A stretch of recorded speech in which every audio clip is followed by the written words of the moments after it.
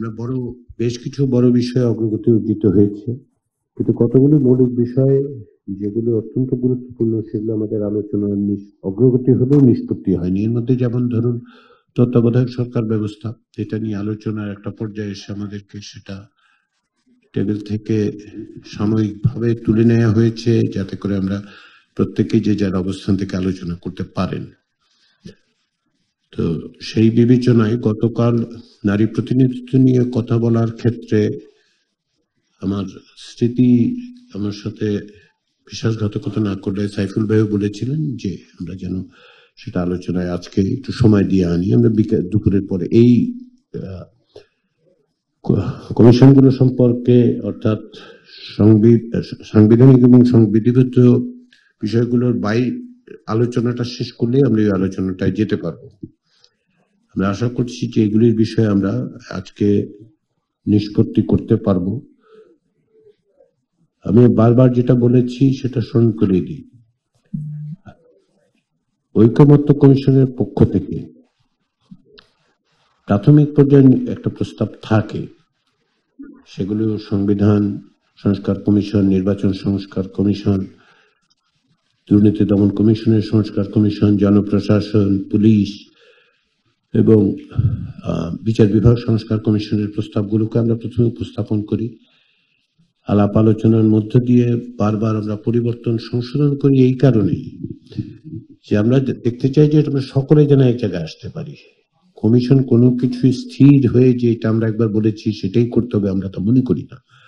ফলে বিভিন্ন রকম প্রস্তাব আমরা দিচ্ছি, সংশোধিত ভাবে দিচ্ছি, কারণ আমরা এটাও সত্য যে 12টি বিষয়ে আমরা একমতের জায়গায় এসেছি, 2টি বিষয়ে নোট অফ ডিসেন্টের ব্যাপার আছে।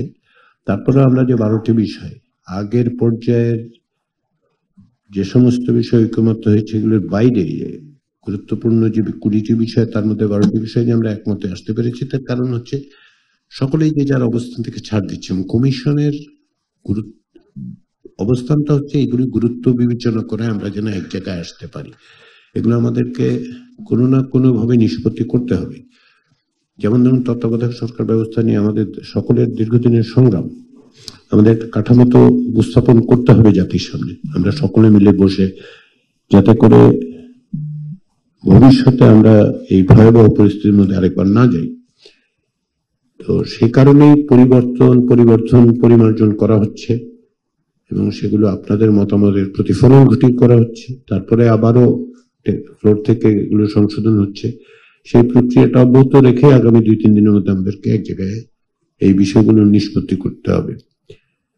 আমরা চাই এগুলি নিষ্পত্তি করে জাতীয় সনদে এগুলি যুক্ত করে জনগণের সামনে সেগুলোকে উপস্থাপন করে সকলে মিলে স্বাক্ষর করে একটা ঐতিহাসিক দলিল তৈরি করতে, যার মধ্যে দিয়ে ভবিষ্যৎ বাংলাদেশের পথরেখাটা থাকবে। সব বিষয়েই আমরা যে তাতে অন্তর্ভুক্ত করতে পারবো সেটা আমরা কখনোই মনে করিনি। এগুলো প্রয়োজন, গুরুত্বপূর্ণ, মৌলিক, সেগুলো আমরা বিবেচনা করছি।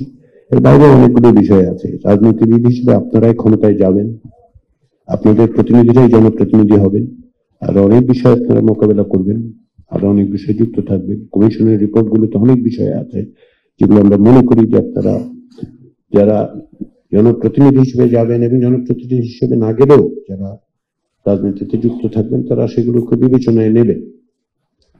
সেইটার থেকেই আমরা এই কমিশনগুলোর প্রস্তাবগুলো নিয়ে আলোচনা করছি। আপনাদের সহযোগিতা পাওয়া যাচ্ছে, অব্যাহত সহযোগিতা আগামী 2-3 দিনে আমাদেরকে একটা সনদের চূড়ান্ত জায়গায় নিয়ে যেতে পারবে বলে আমরা বিশ্বাস করি। সেই প্রক্রিয়া আমরা অব্যাহত রাখতে চাই। আমি আবারও সবাইকে ধন্যবাদ জানাচ্ছি। আজকে আমরা যতটা সময় সম্ভব, বাস্তবে যতটা সময় সম্ভব সেগুলি আলোচনা অব্যাহত রাখবো।